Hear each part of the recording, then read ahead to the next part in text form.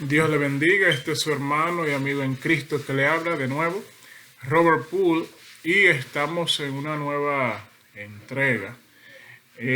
Hace unos días, con motivo de la celebración del mes de la Biblia, hicimos una pequeña cápsula acerca de la Biblia y en ellas hablábamos acerca de cómo realmente la palabra de Dios vino a nosotros, obviamente de una forma bien condensada porque no queríamos expandir mucho. Y en este día vamos a hacer una segunda de la misma manera, un poco breve, pero siempre esperando de ser de bendición para cada uno de nuestras vidas. En esta vamos a hablar acerca de cómo la Biblia fue compilada en un volumen. Realmente como hablábamos acerca de cómo la palabra de Dios vino a nosotros de forma en tradición oral y también de revelación directa de parte de Dios hacia los profetas y aquellos que escribieron la palabra. Ahora, ¿cómo fue la Biblia compilada en un volumen? Entonces, como resultado hubo una movie llamada The Da Vinci Code que presentaba esto, obviamente de una forma errónea, o surgía la pregunta debido a esto.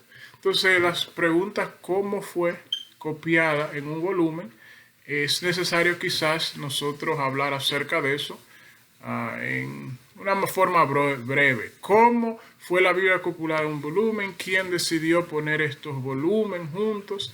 Y decidir que estas palabras eran autoritarias. En otras palabras, que estas palabras eran de origen divino. Cuando hablamos autoritaria, es decir, que tienen origen divino. ¿Por qué estos 27 libros y no otros como los evangelios agnósticos de Tomás, de María, de Judas? La pregunta surge,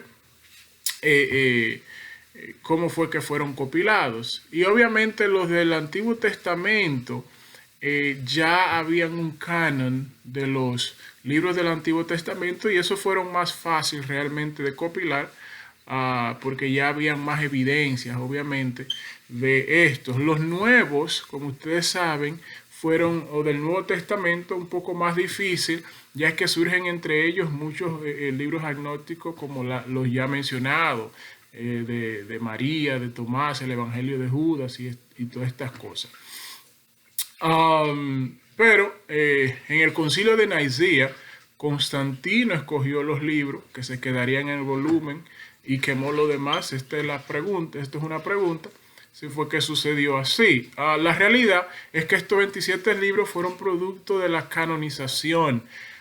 Canon no significa cañón ni nada así, solamente significa aceptado. Eso es todo. Y es la regla o el estándar de escritos autoritarios que sirven como guía de cómo un cristiano debería de vivir. Eso es lo que es canon. Cuando nosotros hablamos acerca de el canon de las escrituras, estamos hablando de básicamente el estándar o guía de los libros autoritarios o la guía que se utilizó para aceptar estos 27 libros. Primero mencionamos los escritos de algunas gentes que mencionan la autoridad de algunos escritos del Nuevo Testamento. Por ejemplo, el Evangelio de Lucas es referido como escritura por Pablo en Timoteo 5:18. Eso nos da a entender entonces que ya Lucas viene a ser parte del canon de las escrituras porque ya está recibiendo autorización o autoridad de parte del Pablo mismo como una carta inspirada por Dios. Pablo habla a Timoteo 5:18 y se refiere a esto. Las cartas de Pablo son referidas como escritura en segunda de Pedro. Recuérdense que Pedro dijo en un momento, dijo que entre los escritos de Pablo había muchas cosas difíciles de entender, lo cual muchos indoctos utilizan para su propia perdición. Eso significa que Pedro está dando autoridad a los escritos de Pablo. Ahí mismo nos damos cuenta que estos son parte del canon. La misma escritura apoya muchos de estos libros como parte de lo que hoy se llaman las Sagradas Escrituras.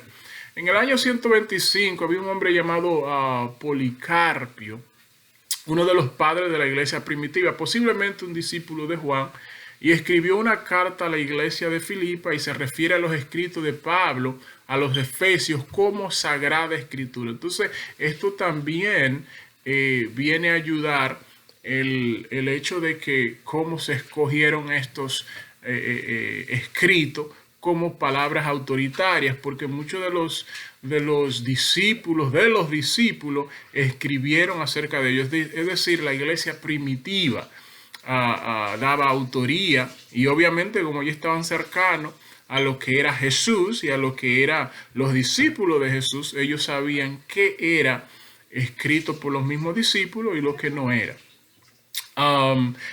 Justin, en el año 150 después de Cristo, fue un mártir. En 15 ocasiones menciona los evangelios y se refiere a ellos como la memoria de los apóstoles. Ireneas, en el año 180 después de Cristo, habla de 4 evangelios que eran autoritarios, aunque no los nombra. Ahí estamos viendo, mis hermanos, que se está dando autoría o potestad a estos escritos como que son divinos, y entonces por ende deben ser parte del canon. Y en el cuarto y quinto siglo surge lo que es la lista, es decir, los escritos que se consideran autoritarios. No hay en realidad una lista del criterio de la iglesia primitiva, utiliza para escoger los que deben ser incluidos en esta lista, sino que son comentarios de gentes como Eusebio, que fue el primer historiador de la iglesia. Eusebio es el primer historiador de la iglesia, que parece indicar que había por lo menos 4 criterios para esta lista. En otras palabras, había 4 criterios que se utilizaban para saber qué escritura iban a ser utilizadas. 4 métodos que iba a ser utilizado para dar autoridad a que un escrito sea parte del canon. El primero era que el escrito sea de un apóstol o de un colaborador.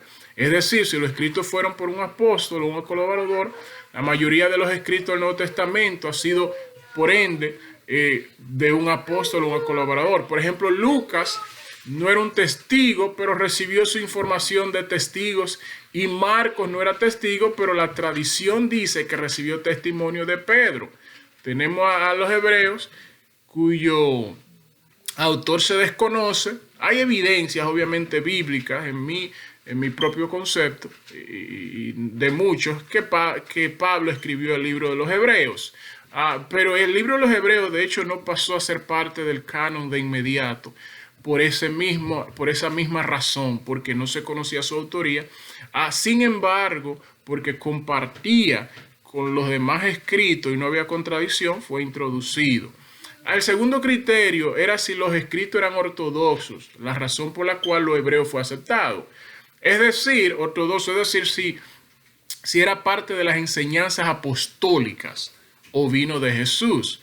El tercero es si era relevante para la iglesia, no un mero relato. Por ejemplo, nosotros sabemos que la Biblia católica tiene ciertos libros que la Biblia cristiana no tiene. Entre estos están los Macabeos. Los Macabeos era realmente una historia real de lo que aconteció en la revuelta de judíos, debido a lo que sucedió con este hombre que se llamaba, se me escapa el nombre, pero este hombre era un prototipo de lo que sería el anticristo más luego, y sabemos que él puso en el lugar santísimo una imagen de abominación, y los macabeos hicieron una revuelta en contra de este hombre. Pero esos escritos eran meros históricos y nada tiene que ver con ser inspirado. Y una cosa es inspiración y otra cosa es historia. Aunque algunos libros de la Biblia son históricos, pero también a la misma vez fueron inspirados. Hay una diferencia ahí.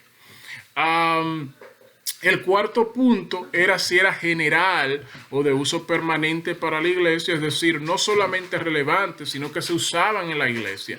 Estos 4 criterios fueron los más relevantes y fueron aceptados generalmente como los criterios debidos para ser utilizado en lo que es el canon de la Escritura. Eusebio escribió la historia eclesial, la historia de la iglesia, es decir, la historia y en sus escritos entre los años 320 después de Cristo a 330. Eusebio escribe que la iglesia había aceptado 22 de los escritos que hoy tenemos, que hoy son parte de los 27 libros canónicos del Nuevo Testamento. Entre el año 320 y el año 330, él escribe que habían 22 que habían sido aceptados.